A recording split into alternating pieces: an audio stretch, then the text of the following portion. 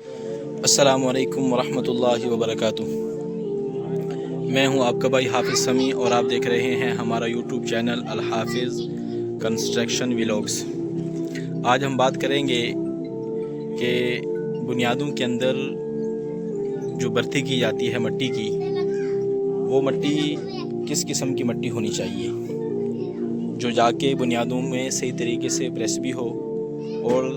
دھمک لگانے سے صحیح طریقے سے وہ بیٹھ بھی جائے، کل کلام کو فرشیں بھی صحیح رہیں اور فرشیں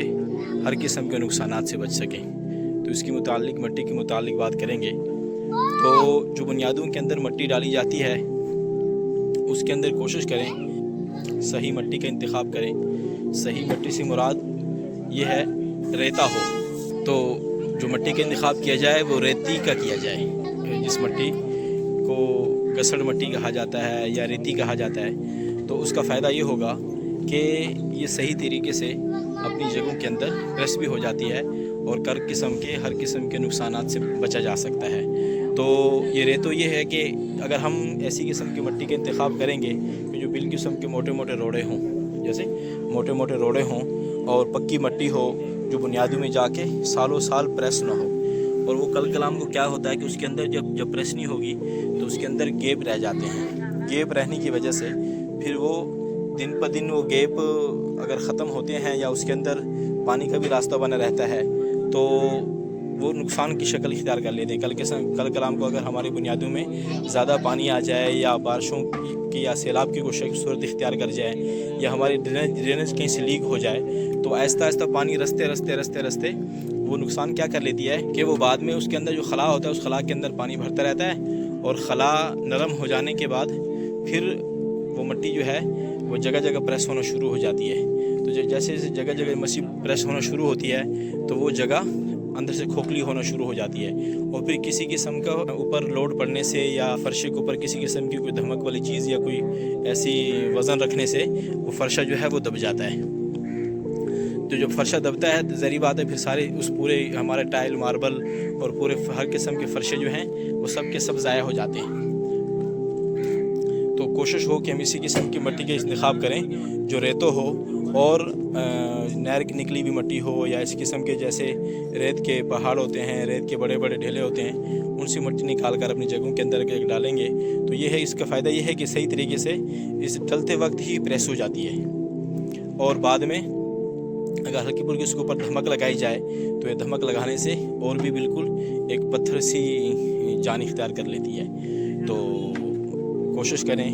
اور صرف یہ ہے کہ کوسٹلی یہ مٹی تھوڑی مہنگی پڑتی ہے، اور جو عام مٹی ہوتی ہے یا جیسے کلر والی مٹی ہو جاتی ہے، سیم والی مٹی ہو جاتی ہے، کڑی ہوئی مٹی ہو جاتی ہے، جو آہستہ آہستہ جگہ میں جلنے کے بعد جب اس کو تھوڑا سا پانی لگے تو وہ ایک بالکل ریشے کی شکل اختیار کر لیتی ہے اور وہ جگہ جگہ سے بیٹھنا شروع ہو جاتی ہے۔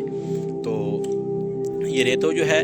اس کا فائدہ یہ ہے کہ جس جگہ ڈلتی ہے یہ بالکل اسی جگہ پر پریس ہو جاتی ہے، اور اس پہ اگر ہم تھوڑی سی چل لیں یا جو جس جگہ پہ ٹرالیاں بھی چلتی رہتی ہیں تو اس جگہ پہ اگر ہم دوبارہ سے دھمک لگائیں تو دھمک ذرا برابر بھی اس کے اندر نہیں جاتی، بالکل ہی وہ ایک پتھر سے لوہا سی ایک جان اختیار کر لیتی ہے۔ تو کوشش کریں کہ بھائی اتنے سارے جب لاکھوں روپے کا خرچ کر رہے ہوتے ہیں،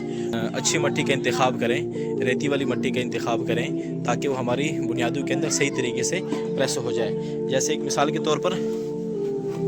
جیسے نیچے اس بنیاد کے اندر جو ہے وہ انہوں نے اس ٹائپ کی مٹی جو ہے وہ ڈالی ہوئی ہے نیچے